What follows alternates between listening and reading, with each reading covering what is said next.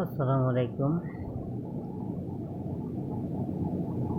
আগামী সপ্তাহে শনিবার আমি দুপুর 12টার দিকে 12টা নাগাদ ফেনী, প্রথমে ফেনী, তারপর নোয়াখালী, এরপর আসাপথে ফেরাপথে কুমিল্লা হয়ে আসবো। সেখানে আমি আমার সাধ্য মতো যতটুকু আছে আমি চেষ্টা করব কিছু শুকনা ত্রাণ সামগ্রী যেমন চিরা, মোমবাতি, যেটা আমার নিজের কিছু জমানো টাকা দিয়ে আমি নিয়ে যাচ্ছি। তা আপনারা যারা আমার বন্ধুরা আছেন বা এই ভিডিওটা দেখবেন, তারাও দয়া করে আমার ডেসক্রিপশনে দেওয়া ফোন নম্বরে দেওয়া থাকবে। আপনারা যারা এই মহৎ কাজে বন্যার্থ দুর্গত মানুষের পাশে থাকবেন, এগিয়ে আসতে চান, তারা আমার ডেসক্রিপশনে দেওয়া ফোন নম্বরে যোগাযোগ করে বা ফোন নম্বরে সরাসরি বিকাশ বা নগদ অ্যাকাউন্টের মাধ্যমে আপনারা যতটুকু পারেন সহযোগিতার হাত বাড়িয়ে দিতে পারেন। আর আপনাদের সেই সহযোগিতার অর্থে আমার সহযোগিতার অর্থ সামান্য সহযোগিতার অর্থের টাকার সাথে একত্রিত করে চাল ডাল যতটুকু হয় অন্তত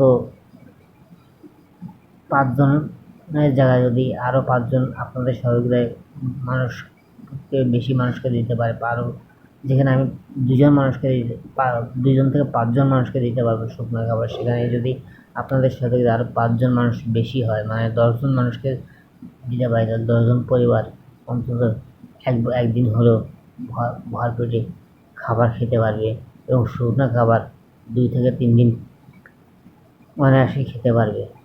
আর মোমবাতি থাকলে একটু শুকনো থাকবে। আর তরল দুধ দেব, যারা একটু তরল দুধ গরম করে হলেও খেয়ে এই ঠান্ডার সময় বন্যার দুর্গত মানুষরা একটু শক্তি পায়। যারা যারা এই মানবতা কাজে এগিয়ে পাশে থাকতে চান, দয়া করে প্লিজ আপনারা আমার ডেসক্রিপশনে দেওয়া ফোন নাম্বারে যোগাযোগ করে আপনার বিকাশ বা নগদের মাধ্যমে আপনারা যে যতটুকু পারেন সহযোগিতার হাত বাড়িয়ে দিবেন। আগামী শনিবার দুপুর 12টায় আমি যাচ্ছি। আমরা খুলনা পাবলিক কলেজের পক্ষ থেকে 5 জন ছাত্র, প্রাক্তন ছাত্র মিলে আমরা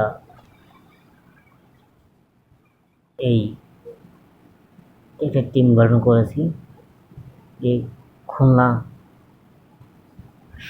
ছাত্র ইউনিয়ন ত্রাণ সহায়তা কেন্দ্র। তা আপনারা প্লিজ সব ফ্রেন্ডের প্রতি অনুরোধ করছি, এগিয়ে আসুন, আমাদের পাশে এসে দাঁড়ান, এই বন্যার্ত মানুষদের জন্য সহযোগিতার হাত বাড়িয়ে দিন। ডেসক্রিপশনে দেওয়া আমার ফোন নাম্বারে থাকবে, যেটা বিকাশ ও নগদ অ্যাকাউন্ট। আপনারা সেখানে যে যতটুকু পারেন আপনাদের সাধ্য মতো সহযোগিতার হাত বাড়িয়ে দিন। ধন্যবাদ। আসসালামু আলাইকুম। আর ভিডিওটি বেশি বেশি করে শেয়ার করুন। আসসালামু আলাইকুম।